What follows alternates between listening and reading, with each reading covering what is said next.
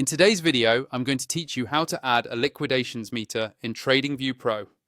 First, make sure you're logged into your TradingView Pro account and that you have a chart open for any market you're analyzing, like Bitcoin, Ethereum, or a Forex pair. It doesn't really matter which one you start with, as long as you're on the main charting screen. Now, look toward the top of your chart for the Indicators button. This is usually found in the toolbar above the price chart.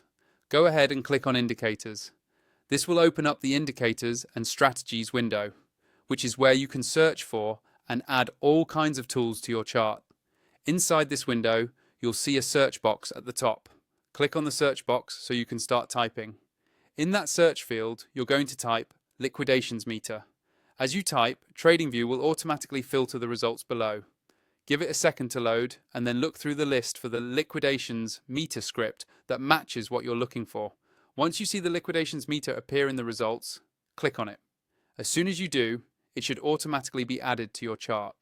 You'll usually see it appear either as an overlay on the main price chart or as a separate panel below, depending on how the script is designed. If it doesn't appear right away, double check that it's highlighted and added, or try clicking it again. From here, you can customize it by hovering over the name of the indicator on your chart and clicking on the settings icon. This is optional, but it's helpful to adjust colors, line thickness, or other visual options, so it's easier to read alongside your other tools. Take a moment to tweak it to match your current layout and color scheme so it doesn't get lost in the noise.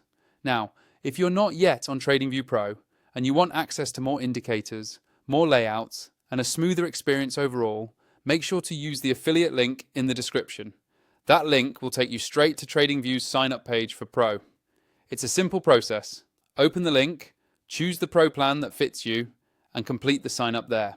Once you're on Pro and you've followed these steps, you'll have the liquidations meter added and ready to help you analyze where traders are getting liquidated and how that might affect price movements.